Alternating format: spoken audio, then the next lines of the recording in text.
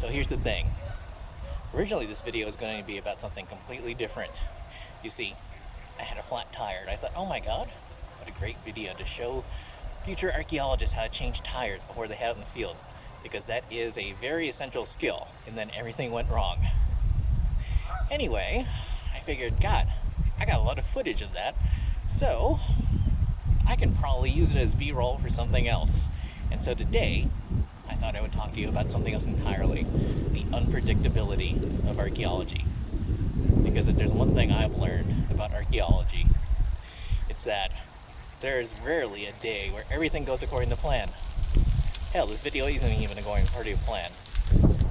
In fact, you'd have an easier time counting the number of days where everything went right, as opposed to those days where something went wrong, and you had to assess, adapt, and improvise.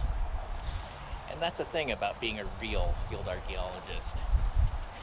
It's not a regular job at all. And there's not going to be one day that's going to be like the last, most of the time.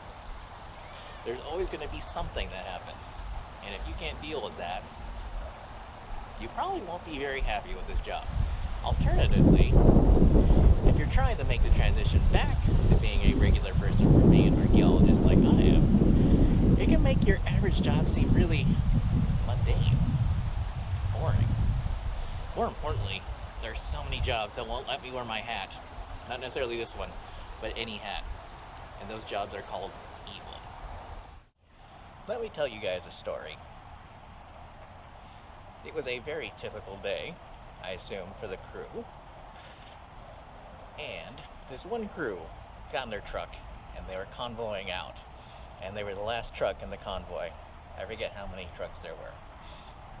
Anyway, their truck gets stuck in the mud. And they're like, it's not much of an issue, whatever. You know, they try to get the truck unstuck.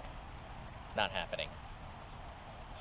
And they're not worried at all because this particular company spent money. And there was supposedly a satellite truck in every truck for such an emergency. And let me interrupt by saying that, yes, the other trucks in the convoy should have turned around and come back when they realized that that last truck wasn't there, but they didn't. Anyway, they rummage around in their toolbox for this emergency satellite radio and find that it's not there. And from what I understand, what had happened is that one of the vice presidents of the company was going on a vacation and decided, oh, this would be super handy and I can expense it. So he borrowed the satellite radio out of this one truck, and there they were, the one truck without the satellite radio that is now stuck in the mud. And I want to say it was January or February, or it might have been October, November. Basically, it was getting cold. And no help is coming. The days are getting shorter. So, what they decide they have to do is they have to pull back on their packs and start hiking out to look for help.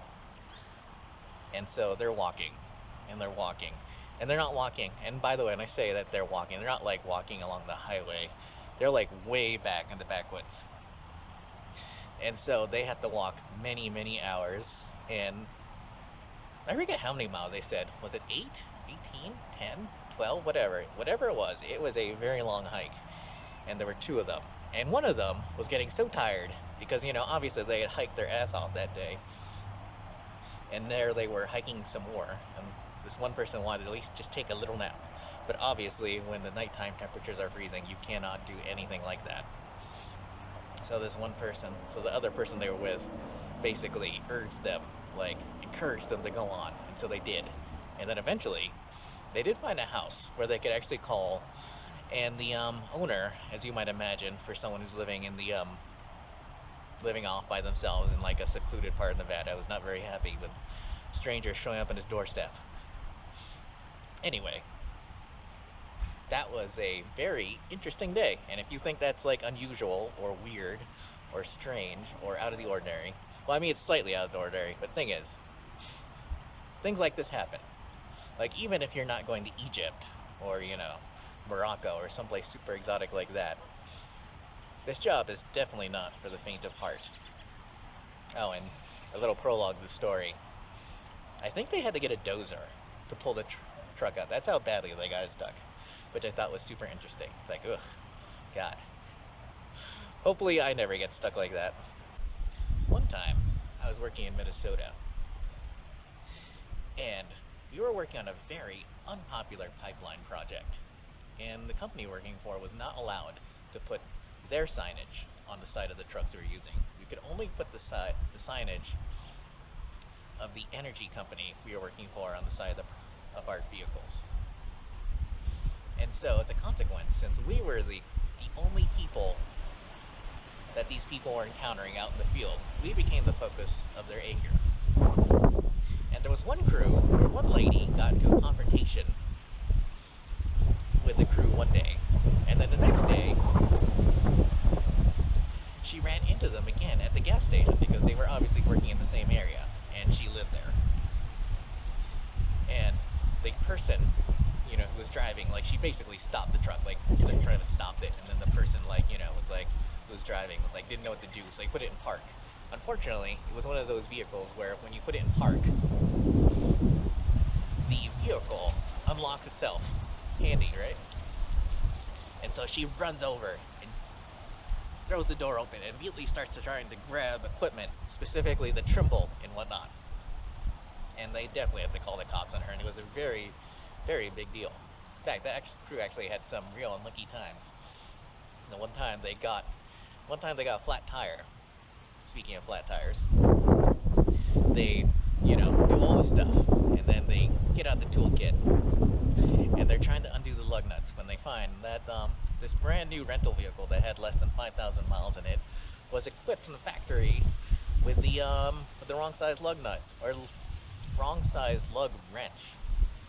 You know, true GM quality, by the way.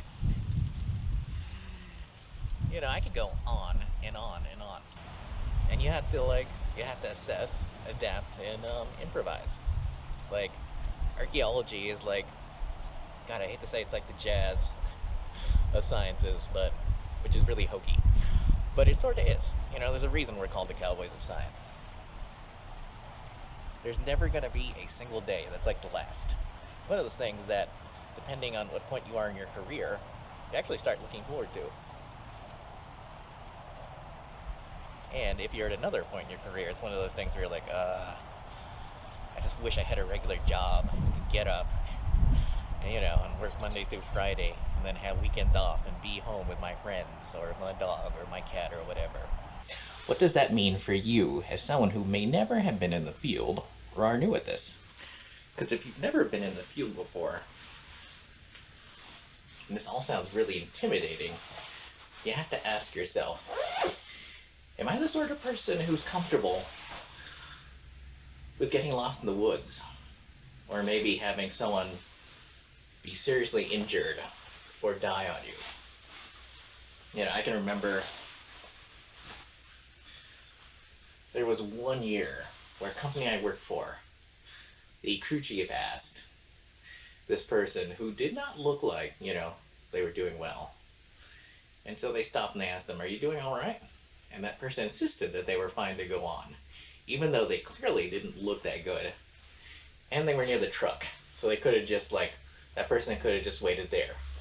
But that person said they were all right, so, you know, the crew chief decided to continue on. And then, not that far down their next transect, the person passed out and keeled over. And they were performing CPR on that poor person for a really long time before calling it quits.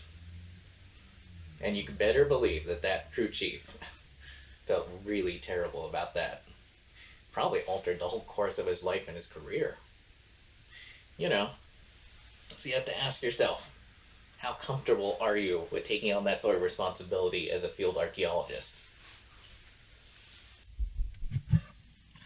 Alternatively, if you're the sort of person who likes to plan things down to the last detail and everything has to go right, you have to ask yourself, are you comfortable with a job where you always have to adapt to changing conditions? A lot of people say that they can deal with such things, but when it comes right down to it, they're really not.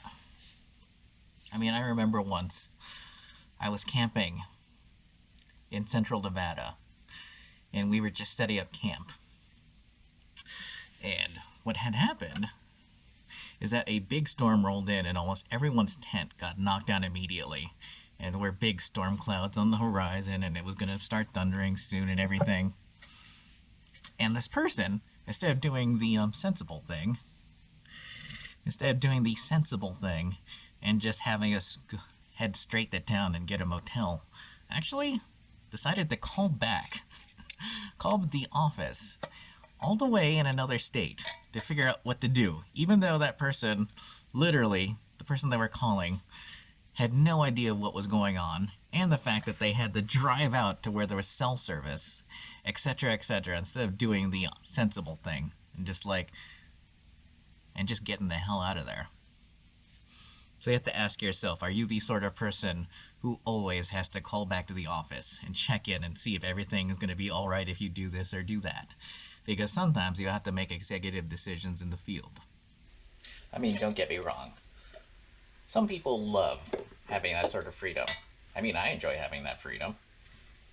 I enjoy, being trusted with adult responsibilities. But some people aren't.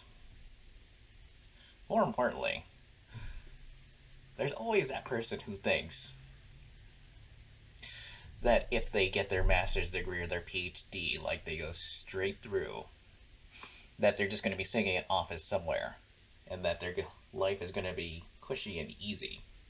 Instead, what you're going to find is that you are going to be on call at the office 24 hours a day.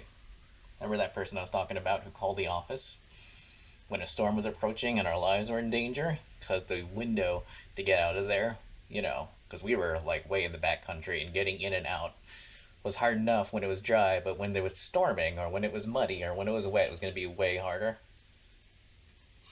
Well, imagine being her boss and having the field calls 24 hours a day, or being micromanaged, or plenty of other things. So you have to ask yourself, is this the right career for you? Not necessarily I'm trying to discourage you, but it is to say that no matter what level you're at as a field archaeologist, whether you're actually in the field as a crew chief, or leading an entire crew as a field director, or being back in the office as a project manager and having to essentially be on call and offering support 24 hours a day, or being the PI who literally has to field everyone's calls, no matter what. You have to ask yourself, is this the right sort of business for you?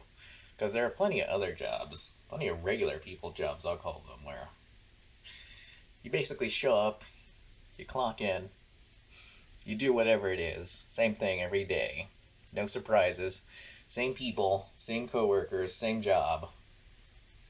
You get to go home, blah blah blah at the end of the night. It's predictable.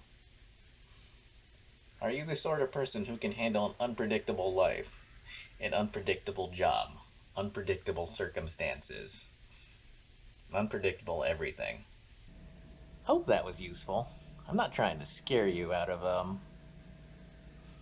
a job, out of a life in archaeology, but I want this channel to be the resource I didn't have when I first started my career. To educate you about the realities of the job, and hopefully let you jump into a career as a field archaeologist with both eyes open. If you have anything you'd like to ask me, anything you'd like to know about what it's like to be a field archaeologist, leave it in the comments below. Don't forget to like, share, and subscribe, and I'll see you guys later.